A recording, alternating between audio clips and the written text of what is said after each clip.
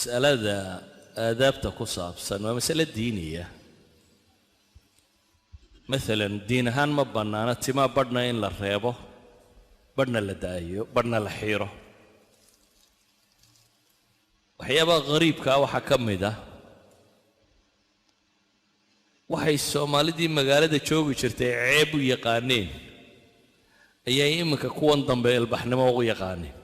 midna magaalooyinka waxa la soo dhan jiray hebel waa dhoorka soo taqaaneen Soomaalidii baadiya ku noolaan jirtay gafaadh iyo biyo iyo waxba ma jirin marka carruurta way u xiiri jireen laakiin inamada iyo hablaas ay u kala soocaan qaarna food bay u sameyn jireen qaarna dhoor bay u sameyn jireen ma banaana diin ahaan in qofka timaa inta in laga xiiro in yar la soo reebo magaalada marka la yimi qoladii magaalada joogtay qofka ay leeyeen waa reer baadiya ama waxba garanayaan waa dhoor rabay oran jireen iminkana dhoornimadii ba faan idin noqotay waayo gaal dhoorra aba aragteen waxa ajabta qaba gaalku markuu dhoorraha noqday ayaa dhoornimadii halka kan faan ka noqotay waxaan leeyahay dhaqan waliba oo dad leeyay wax xun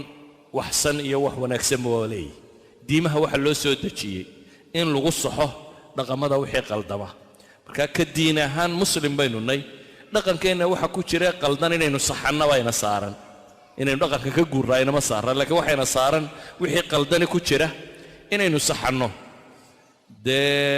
kana ay weydiinaysaana waa dhaqan gaalada ma ku dayanaa un ilaa kaama aha Soomaalida hore ma ku dayanaaye waxaad u jeedaa in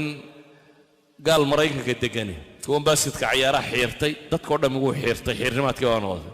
iminkay gadhka la baxeen dadkii oo dhan gadhku la baxay gadhkii baa amaan noqday yani gaalka markan joogay maalintu xiirtana inaad xiirato maalintu timaa la baxana inaad la baxdaa waa ceeb waxay qof muslimo culture iyo dhaqan loo ku faanaya inaad ahaato oo wixiisa samaysanaya